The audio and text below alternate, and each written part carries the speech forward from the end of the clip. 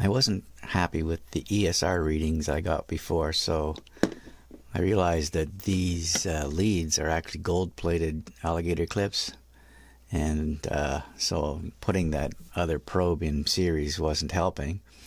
Now the peak meter can actually compensate for probe contact resistance, but I thought I would just use the gold-plated leads directly.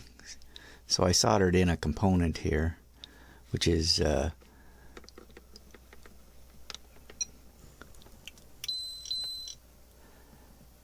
and this one now is reading an ESR of 0.02 ohms at 10.02 microfarads. So that's a multi-layer ceramic capacitor. I also soldered in some of the polymer caps, which were also reading much higher than I expected. So let's try and measure one of those.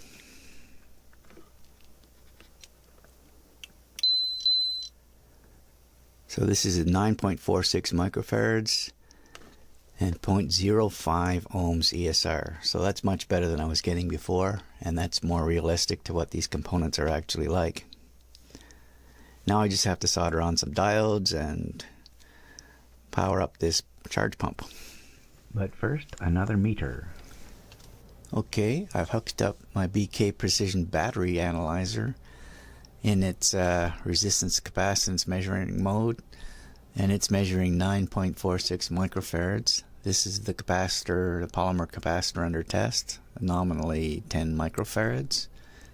I've also got the scope connected up, and it's showing that there's a 1 kilohertz sine wave on the part, and it's at 300 millivolts. Well, 600 millivolts peak to peak. So that's completely different from the other meters, but measuring pretty much the same thing. The resistance is a little high. When I do a really good ESR measurement, it's actually quite a bit lower, 0.05 or something like that. But it's interesting that all these meters have different methods of measurement, and they're all measuring around 10 microfarads, which is good.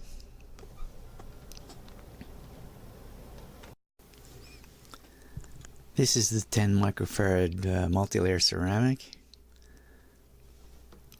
Not making very good contact, but when it does, it's showing up at 8.45 microfarads.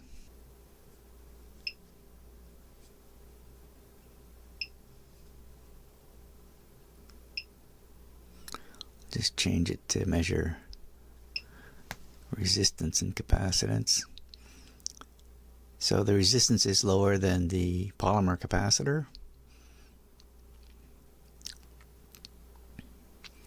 and it's getting the same waveform. This is a 1 kilohertz 600 millivolt signal. That's a sine wave that's driving this measurement system.